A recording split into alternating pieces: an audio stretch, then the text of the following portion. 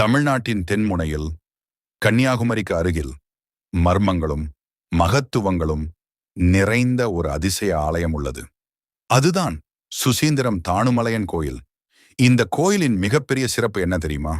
சிவன், விஷ்ணு, பிரம்மா, இந்த இந்து மும்மூர்த்திகளும் ஒரே லிங்க வடிவத்தில் வழிபடப்படும் உலகின் அரிய ஆலயங்களில் இதுவும் ஒன்று. சுமார் 2000 ஆண்டுகளுக்கும் மேலான வரலாற்றை கொண்ட இந்த கோயில் 9ஆம் நூற்றாண்டில் சோழர்களால் கட்டப்பட்டதாக வரலாறு கூறுகிறது.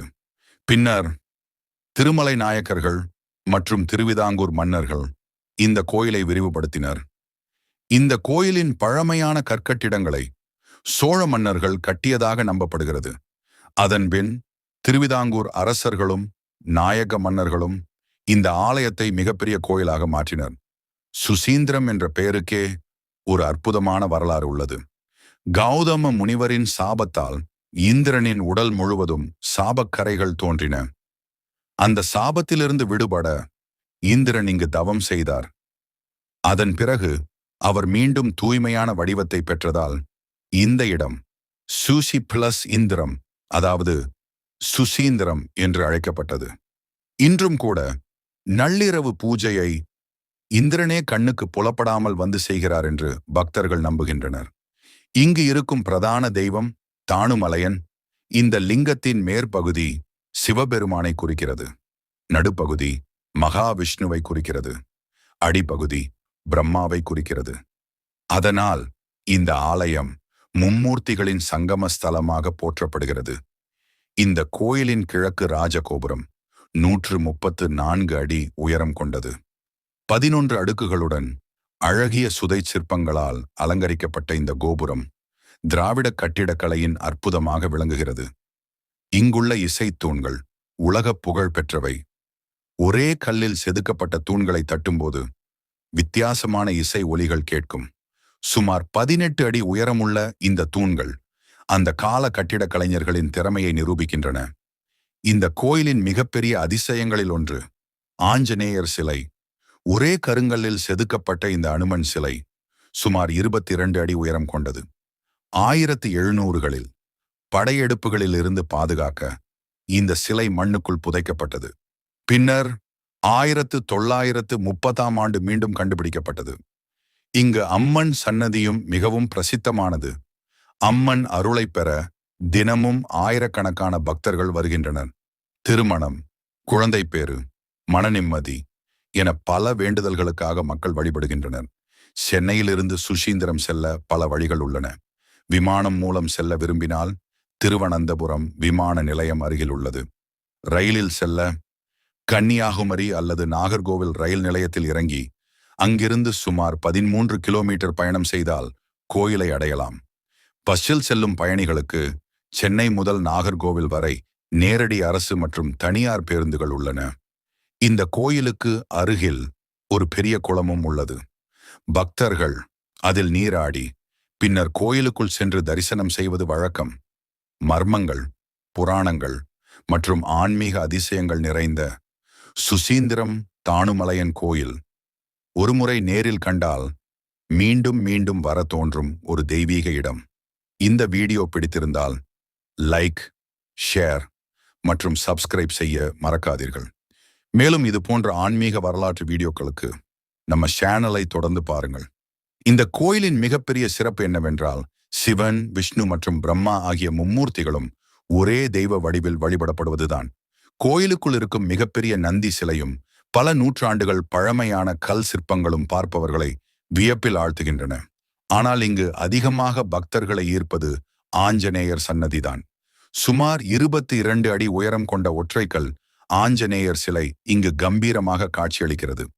ஒரே கல்லில் வடிவமைக்கப்பட்ட இந்த சிலை தமிழகத்தின் உயரமான ஆஞ்சநேயர் சிலைகளில் ஒன்றாக கருதப்படுகிறது. இந்த ஆஞ்சநேயருக்கு ஒரு தனிச்சிறப்பு இருக்கிறது. பக்தர்கள் வெண்ணெயை காணிக்கையாக வழங்குகிறார்கள்.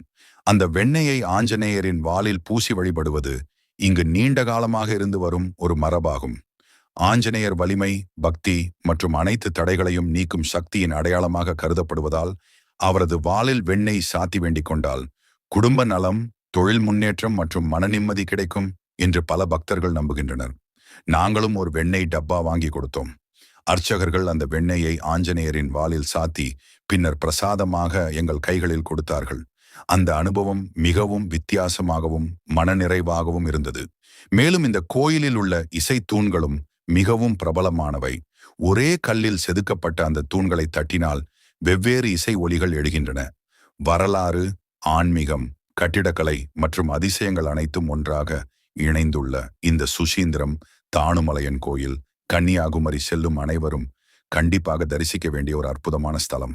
இன்னும் ஒரு சுவாரஸ்யமான விஷயம் என்னவென்றால், இந்த கோயிலுக்கு அருகிலேயே மிகவும் சக்தி வாய்ந்த அம்மன் சக்தி பீடமும் உள்ளது. அந்த சக்தி பீடத்தின் வரலாறும் அதிசயங்களும் நிறைந்த கதையை அடுத்த வீடியோவில் பார்க்கலாம். ஜெய் ஆஞ்சநேயா. சுசீந்திரம் ஆஞ்சநேயரின் வாளில் வெண்ணெய் சாத்தும் வழக்கம் ஏன் தெரியுமா? இராமாயணத்தில் லங்கையை தீயிட்டு எரித்த பிறகு ஆஞ்சநேயரின் வாள் கடுமையாக எரிந்ததாக புராணங்கள் கூறுகின்றன. அந்த வெப்பத்தை தணிக்க பக்தர்கள் வெண்ணெய் சாத்தி வழிபட்டதாக நம்பப்படுகிறது. அதன் நினைவாக என்றும் சுசீந்திரம் கோயிலில் ஆஞ்சநேயரின் வாளில் வெண்ணெய் சாத்தும் வழிபாடு நடைபெறுகிறது. அதிலும் ஒரு அதிசயம் என்ன தெரியுமா? ஆஞ்சநேயரின் வாளில் சாத்தப்பட்ட வெண்ணெய் சில நேரம் கழித்து பக்தர்களுக்கு பிரசாதமாக வழங்கப்படுகிறது. அந்த வெண்ணெயை வீட்டிற்கு கொண்டு சென்றால் குடும்பத்தில் அமைதி, உடல் நலம், கண் திருஷ்டி நீக்கம் மற்றும் மன விருப்பங்கள் நிறைவேறும் என்று பக்தர்கள் நம்புகின்றனர். பலர் குழந்தை பேறு, திருமண தடைகள் நீங்க மற்றும் நோய்கள் குணமாக இந்த வழிபாட்டை செய்கிறார்கள். ஆஞ்சநேயரின் வாளில் வெண்ணெய் சாத்தும் இந்த வழிபாடு சுசீந்திரம் கோயிலின் மிக பிரபலமான ஆன்மீக மரபுகளில் ஒன்றாக கருதப்படுகிறது. சுசீந்திரம் தாணுமலையன் கோயிலில் உள்ள சில முக்கிய சிலைகளின் உயரம் பற்றிய தகவல்கள். தாணுமலையன் சிவன், விஷ்ணு, பிரம்மா மூலலிங்கம் கருவறையில் உள்ள மூலலிங்கம் சுமார் 1 அடி உயரம் கொண்டதாக குறிப்பிடப்படுகிறது. இதில் மேற்பகுதி சிவன், நடுப்பகுதி விஷ்ணு, அடிப்பகுதி பிரம்மாவை குறிக்கிறது. விசுவரூப ஆஞ்சநேயர் சுமார் 22 அடி உயரம். ஒரே கருங்கல்லில் செதுக்கப்பட்ட இந்தியாவின் உயரமான ஆஞ்சநேயர் சிலைகளில் ஒன்றாகும். அறம் வளர்த்த நாயகி அம்மன். அம்மன் சிலையின் துல்லியமான உயரம் குறித்து நம்பகமான ஆதாரங்களில் தெளிவான தகவல் கிடைக்கவில்லை. உங்க வீடியோவில் சொல்ல வேண்டும் என்றால், இந்த கோயிலில் அறம் வளர்த்த நாயகி அம்மன் தனி சன்னதியில் அருள் பாலிக்கிறார். திருமணம், குழந்தை பேறு மற்றும் குடும்ப நலனுக்காக ஆயிரக்கணக்கான பக்தர்கள் அம்மனை தரிசிக்க வருகின்றனர் என்று சொன்னால் சரியாக இருக்கும்.